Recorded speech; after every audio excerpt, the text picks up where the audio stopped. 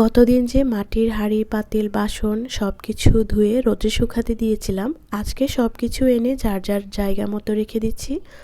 আর কাজটা আমার খুবই সাবধানে করতে হচ্ছে, কারণ অলরেডি মাটির একটা হাঁড়ির ঢাকনা আমার হাত থেকে পড়ে ভেঙে গিয়েছে।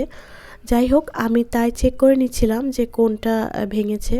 তো আমি সব কিছু উঠিয়ে নিয়ে এখন কিচেনে চলে যাব।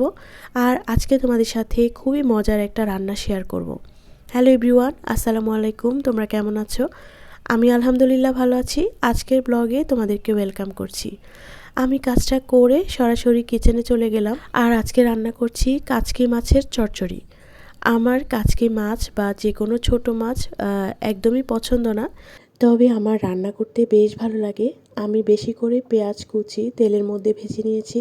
তারপর পরিমাণ মতো লবণ, আদা বাটা, রসুন বাটা, হলুদ গুঁড়ো, মরিচের গুঁড়ো দিয়ে মশলাটা কষিয়ে তারপর বেশি করে টমেটো কুচি আর কাঁচামরিচের ফালি দিয়ে দিয়েছি। আমি আদাটা খুবই সামান্য পরিমাণে ইউজ করেছি। আর মশলাটা ভালো করে কষিয়ে এলে আমি মাছটা দিয়ে দিয়েছি। মাছটা আমি বেশি নাড়াচাড়া করিনি, সামান্য একটু এপিট ওপিট নাড়াচাড়া করে পরিমাণ মতো পানি দিয়ে দিয়েছি, যে পানিটাতে এই মাছটা একদম পারফেক্টভাবে হয়ে যাবে।